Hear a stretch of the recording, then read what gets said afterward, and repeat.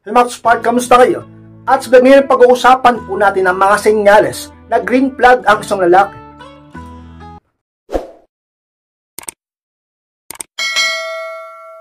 At kung handa na kayong laban sa po tayo at muli, be inspired!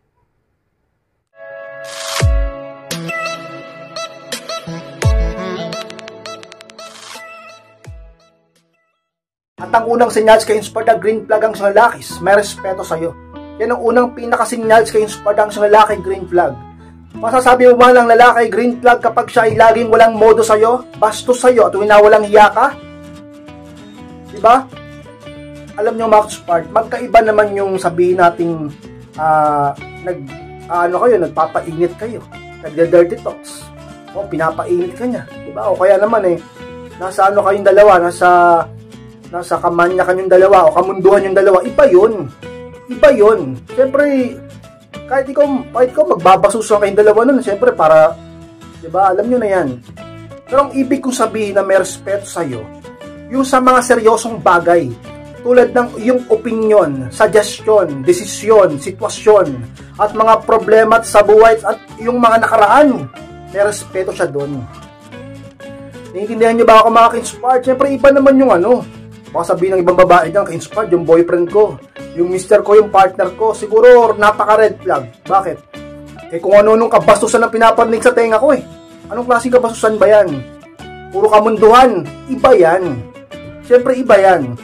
Pero pag lalaki, kaya kang respetuhin sa mga seryosong bagay at sa mga pribadong bagay, talaga namang ka-inspire na lalaking yan ay totoo sa'yo, mahal ka, at siyempre, green flag yan, ka-inspire.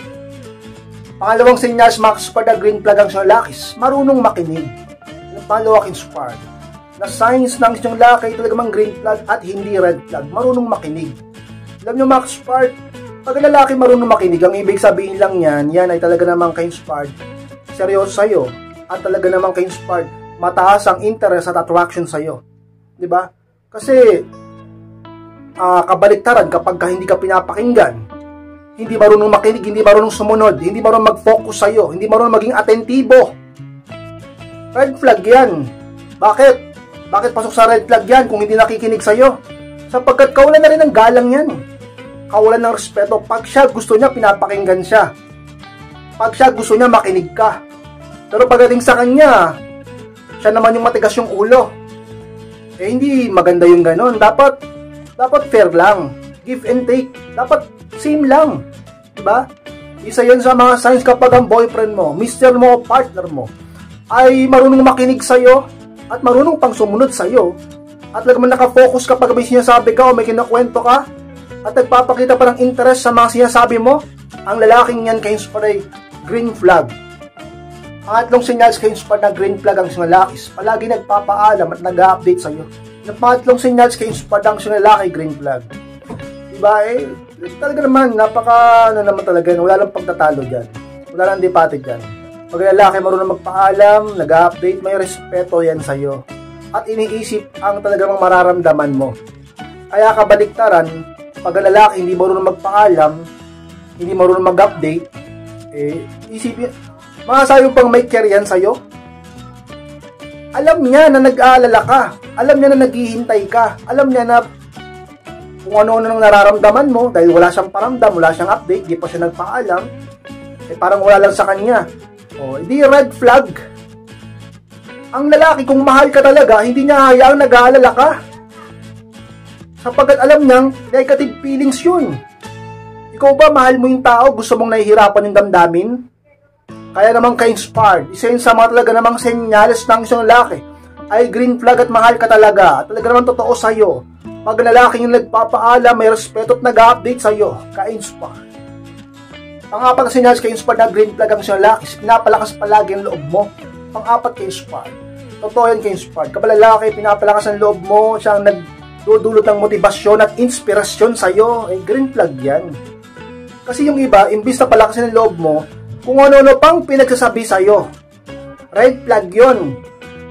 Kasi ang tunay na lalaking nagmamahal sa'yo, gusto niya na maging positive ka, lumaban ka, magpatuloy ka. Yun ang green flag, yun ang maganda. Pero pag yung dinadown ka pa, siya pa yung panay kontra. Puro negatibo pa yung lumalabas yung big niya, pinapagalitan ka pa, pinagbabawalan ka pa, wala ka namang ginagawang mali, wala ka namang balak na masama. Diba? Anong dahilan bakit ganon siya? Hindi ka sinusuportahan, pinapahina pa loob mo, inaaway ka pa, palagi pang ganon. Red flag yun pagka ganon ka-inspire. Pasok yun sa toxic na relasyon kapag kaganyan. Pero pag lalaki pinapalakas ang loob mo, siya ang pinaguhugutan mo ng inspirasyon at lakas ng loob, pag-asa, at talaga namang parehas kayong lumalapit sa Panginoon. Isa yan sa mga talagang totoo, pag lalaki ganyan, mahal ka at napaka palad mo. At pasok siya sa talaga namang tinatawag natin green flag na lalaki. Pang-limang senyales kay inspired na green flag ang sa lalaki, hindi lang siya lover, provider din siya. Pang-limang inspired. Yan, ganyan dapat, di ba? Green flag yan. Yung iba, puro, puro pagmamahal, puro lambingan, puro landian, lover lang. Wala namang pinoprovide. Kasi tamad magtrabaho, tamad dumiskarte, ayaw kumita ng pera. Minsan nga, babae pa yung gumagastos, babae pa yung nagtatrabaho. Siya, wala. Oh, red flag yun. Kalalaki mong tao, ganun ka. Puro pagmamahal? Mapapakain ba tayo ng pagmamahal? Masarap magmahal. Pero hanggang saan ang sarap ng pagmamahal kung kumukulo na ang mga sikmura dahil sa gutom? At nangangayayat na kayo dahil kulang na kayo sa pagkain. Diba? May gana pa ba kayo? Baka wala nga kayong gana maglabing-labing yan kapag ka nangangayayat na kayo dahil sa kahirapan. Hindi tayo mabubuhay ng pagmamahal. Kung puro pagmamahal lang, hindi wala sana nagtatrabaho ngayon. Diba?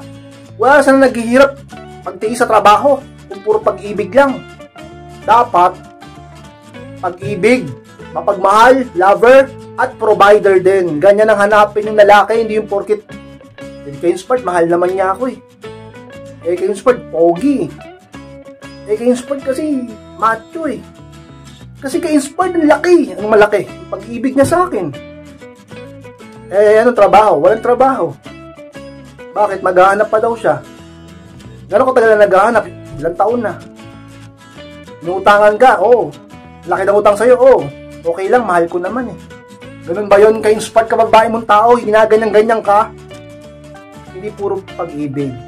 Ang sa mga signs ng isang lalaki, green flag ka-inspired, ay mapagmahal na, lover na, provider pa. At kung lalaki naman ay puro pag-ibig lang, pero laging umaas sa'yo, at hindi provider at talagang ka-inspired, puro pasarap lang sa buhay, puro pag-ibig lang, puro sarap lang, pero wala namang talagang ambisyon, ay red flag yan, ka-inspired. Ang senyales ka-inspired na green flag ang lalaki, concern sa nararamdaman mo, pang-anim ka-inspired. Diba? Kasi, baga lalaki, hindi yan concern sa nararamdaman mo, alam niyang nalulungkot ka, alam niyang nasasaktan ka dahil sa mga kalokohan at talagang ginagawa niyang kamalian, walang concern sa'yo. Patuloy pa rin siya sa panloloko sa'yo. Patuloy pa rin siya sa pambababae. Patuloy pa rin siya sa mga salita niyang masakit sa'yo. Patuloy pa rin siya sa panlilinlang sa'yo, sa pananakit sa'yo, sa pagpapaluha sa'yo. Walang concern sa nararamdaman mo. Talaga naman iniwan ka nga kasama pa ang mga anak niyo. Talaga naman ka-inspired, di ka nagpapadala. At talaga naman palagi pa nagmumura. At kung ano-ano pang masakit na dinudulot sa buhay mo na lalaking yan, talaga naman ka-inspired. Red flag yan. Pero pag lalaki concern sa nararamdaman mo, at lahat ng bagay na kailangan mo ay binibigay niya, at iniisip niya palagi ang magiging sitwasyon mo, mahal ka niyan. At green flag yan. Sabi ng iba ka-inspired, wala na yatang ganong klaseng lalaki. Marami pa dyan. Huwag lang kasi kayo, alam nyo, karamihan sa inyo, alam nyo na ang red flag, tutuloy nyo pa rin. Sabagay, naunawaan ko nature ng babae. Mas na-attract din kasi kayo sa mga karamihan sa inyo. Alam ko, baka hindi mag-agree sa iba sa inyo. Pero sa rin to sa mga nabasa at pag-aaralan ko Diba? Na-attract din yung karamihan sa inyo sa mga bad boy. Hindi naman yung bad boy na nananakit. Pero yung bad boy na walang pakialam. Hindi ko alam, siguro ayaw nyo lang talaga ng boring na lalaki. Kaya sa mga kalakihan dyan, kung may nanonood sa akin ngayon, dapat magpakalalaki talaga. Ganun yan. Basta marami pag-aaral dyan, sa ako na ituturo sa inyo. Pero ka-inspired, diba? Pag nakatagpo ka ng ganyang klaseng lalaki, na concern sa nararamdaman mo, green flag yan. Huwag mong pakawalan. Dahil hindi lahat ng babae nakakatagpo ng ganyan. Yung ibang babae ang natatagpuan nila, yung mga lalaking walang pakialam, mga lalaking walang bayag, mga lalaking iniiwan lang sila, mga lalaking kapag katapos silang pagrausan at anakan ay iiwan na. Walang concern sa magiging sitwasyon, walang concern sa nararamdaman ng babae, at walang pakialam sa iyo. Ganyan ba ang gusto mo? Ka-inspired. Isa yun sa mga dapat mong isip-isipin. Red flag yung mga ganong klaseng lalaki. Ang hanapin mo yung mga ganyang klaseng lalaki, yung concern sa mararamdaman mo, sapagkat yun ang mga lalaking mabuti ang puso. At may konsensya. At may pakialam. At green flag na lalaki ka-inspired. Ang pitong signs ka-inspired na green flag lalaki sa'yo is masipag mag-effort sa'yo. Ang pito ka-inspired. Alam niyo, mag-inspired ka ba lalaki, masipag mag-effort sa'yo? Talaga namang napaka-green flag niyan. Sapagkat kapag lalaki, tamad mag-effort sa'yo, masasabi totoo yan. Alam nyo, madali kasing sabihin na mahal kita. Madaling sabihin na gusto kita. Madaling sabihin na kaya kitang panindigan. Madaling sabihin na kaya kitang ipaglaban. Madaling sabihin na kaya ko maghintay. Madaling sabihin na talaga namang mahal kita at iniibig kita, pero dapat mong patunayan sa gawa sa pamamagitan ng effort. O ngayon, pag nandyan na, kailangan na mag-effort ng lalaki, nasa na siya? Yung iba tumitigil, yung iba nawawala, yung iba nang-ghost, yung iba nang iiwan na. Walang paninindigan, walang isang salita, walang consistency. So umpisa lang, sa gitna lang, hindi tinatapos ang laban. Pero pag lalaki talaga man totoo sa'yo at mahal ka talaga, talaga naman ka-inspired, ma-effort yan sa'yo, hindi lang sa simula. Hanggang ngayon, mahal ka niyan kapag kaganon. Green flag yan pagka ganon, ka-inspired. Huwag puro pogi, huwag puro sabihin natin kung ano man. Hanapin mo ka-inspired higit sa lahat ang puso ng isang lalaki. Buksan mo ang mga mata ng iyong puso upang makita mo totoo. Hindi yung mata ng panlabas lang. Buksan mo ang mata ng iyong mga puso upang makita mong tunay na kagandahan ng kanyang kalooban. At hindi lang ang kanyang itsura. Isa yun sa mga sikreto upang magtagumpay ka. Isa yun sa mga signs na green flag ang isang lalaki. Palagi siya nag-e-effort sa iyo at hindi nagsasawa ka-inspired. Ang walong sinyalis ka-inspired na green flag ang isang lalaki, may pagsusumikap siya sa buhay. Pangulong inspired. Upang malaman mo kung lalaki green flag, yan ang dapat mong tingnan, obserbahan at isipin. Yan bang lalaki na may pagsusumikap ba sa buhay yan? May pangarap ba? May ambisyon? O kung meron man, ginagawa niya ba ng paraan para maabot ito? Kumikilos ba siya? Nagsusumikap ba siya? Wala siyang ginagawa, kontento na siya. Diba? Kung siya ay may pagsumikap sa buhay dahil sa para sa inyo, para sa mga anak nyo, para sa future nyo, para sa kasal nyo, para sa masaganang buhay, para sa iyo. Pag ganyan na lalaki, may pagsumikap, green flag yan. Kasi, totoo lang yung malalaki, ano lang puro lang pasarap din Yung malalaki, tamad. Puro paasa. Nangiskam pa nga ng babae yung iba At yung iba lalaki naman, puro lang pangarap. Gusto ko niyan, gusto ko magkaroon ng kotse, gusto ko magkaroon ng bahay, gusto ko magkaroon ng maraming pera, gusto ko magkaroon ng ginto, gusto ko mapunta sa ibang bansa. Wala namang ginagawa, nakatambay, nakipag-inuman. Yung iba gumagamit pa ng pinagbabawal na teknik. Diba? Mga ganon. Pagka ganyan, parigiwan mo na yan. Huwag ka pumatol sa ganyan. Ang piliin mo lalaki kahit hindi masyadong gwapo, may pagsumikap para mapanindigan ka, para masustentuhan ang inyong pamilya.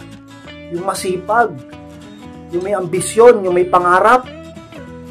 Bonus na lang kapag pogi. Diba? Masipag na. May pagsusumikap, may diskarte, pogi pa. Napakaswerte mo pagka ganun. Napakapalad mo. Diba? Isa yun sa mga dapat mong tingnan upang masabi mo ng lalaki hindi red flag, kundi siya ay green flag ka-inspired. Inspired, maraming salamat sa pagtapos ng vlog dito. Kung kalimutan na mag-like, comment, ensure na rin po upang makatulong din po tayo sa iba. Sa mga hindi pa mo na-subscribe, subscribe sa baba at click nyo na po notification bell upang ma-notify kayo pag may bago akong upload. Sa mga gusto magpa-coaching o magpa-advice, humingi ng payo at pakibayas na po ako sa aking Facebook, yung profile picture ng FB ko at pakihanap lang, pakichat ako. Ako mismo magbabasa ng message nyo at ako mismo magre-reply sa inyo. Maraming salamat, Max Spart. Mag-ingat kayong lahat. Mahal ko po kayo at muli, be inspired!